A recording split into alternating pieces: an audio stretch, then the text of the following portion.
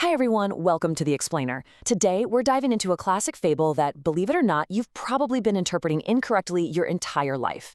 It's a story we've literally all heard since childhood, but as you'll see, the deeper lessons hidden in there go way beyond what we were taught on the playground. Have we actually been getting this fable wrong for 2,500 years? I know, we all know Aesop's famous lesson about the tortoise and the hare, but let's quickly review the tape to see where the real lesson actually lies. Sound good? Let's get right into it. Section 1. The Classic Fable. So the story starts with a very proud, incredibly speedy hare. Now, according to the original text, this guy was blessed with some seriously strong back legs, and he never missed an opportunity to show them off.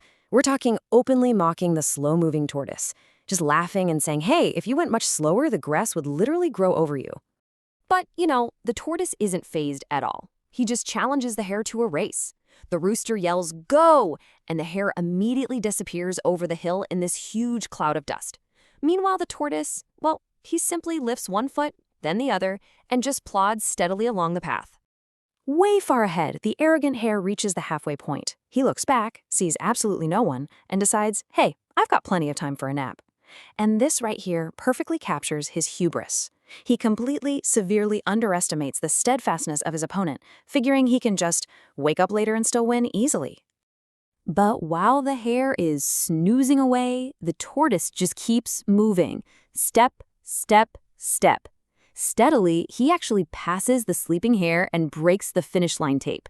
The hare finally wakes up, sprints in a total panic, but nope, it is way too late.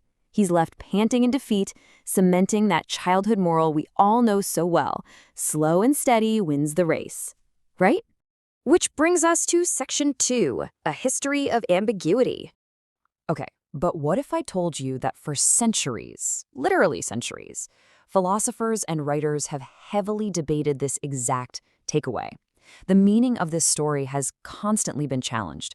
Look at this timeline. Back in the 5th century BC, the philosopher Zeno used a variation of this story, Achilles and the tortoise, to create this wild mathematical paradox, arguing that motion itself is impossible to define. Crazy, right? Then, fast forward to 1857, and Charles H. Bennett turned it into a capitalist satire. He cast the hare as a prostrate craftsman under the boot of a capitalist entrepreneur. The interpretations literally shift completely depending on the era. And writers have had a field day poking holes in that original moral. Take Lord Dunsany's hilarious 1915 version. In his telling, a terrible forest fire erupts shortly after the famous race. So the animals hold an emergency meeting to send a messenger out to warn everyone else. And who do they send? Well, since he just won the race and was officially crowned the quote-unquote swiftest, they tragically send the tortoise. Yeah, not a great strategy. Or consider Vikram Seth's 1991 verse retelling. Here, there's absolutely no lesson about hard work. Instead, the loser hare is pampered by the media because he's this charismatic, harebrained celebrity. This basically renders the tortoise's joyless victory completely pointless. The tortoise wins the race, sure, but the hare gets all the fame and money. It really forces us to ask the question, is slow and steady actually enough to win in the real world? Let's explore that in Section 3, the myth of slow. All this historical ambiguity perfectly sets up modern productivity expert Todd Henry's thesis from his book, The Accidental Creative. He brilliantly argues that slow and steady on its own absolutely does not win the race. Actually, scratch that. Applied incorrectly, it can even be harmful.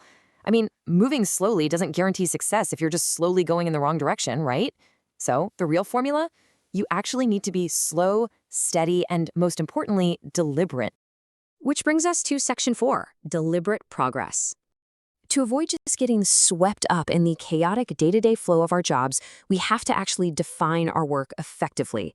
Henry gives us 4 key steps to make sure you aren't just a slow-moving tortoise wandering around aimlessly. First up, define what meaningful progress means today. Focus on actual problem solving, not just looking busy with endless tasks. Second, be vocal. Be crystal clear about expectations with your collaborators so that everyone is moving in the exact same direction. Third, fail forward. If you're going to fall in the direction of your ultimate objective. And fourth, practice deliberately to increase your capacity. Let's hone in on that last point for a second because it's a huge game changer. Deliberate practice means breaking down those massive objectives and tasks into much smaller skills and then working purposefully to develop them over time. It's not just mindlessly repeating a motion, it's highly structured, focused growth. And honestly, this brings us to a massively misunderstood cultural rule that frequently gets all tangled up with the slow and steady myth. I'm talking, of course, about the famous 10,000-hour rule. Now, Malcolm Gladwell famously popularized this idea in his book Outliers, the whole concept that simply doing something for 10,000 hours automatically makes you world-class.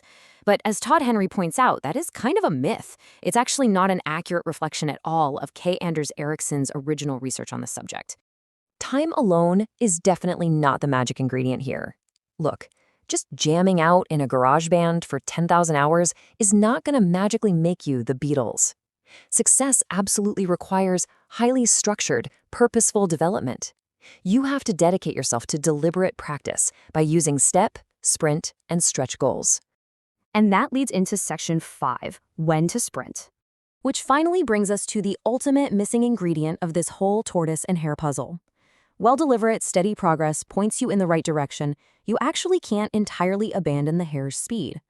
Let's be real, certain seasons of work will absolutely demand everything you have. You've got to be ready to sprint at a moment's notice. The tortoise's pace, that's great for the marathon, but real-world projects occasionally require the hare's explosive energy to get over the finish line.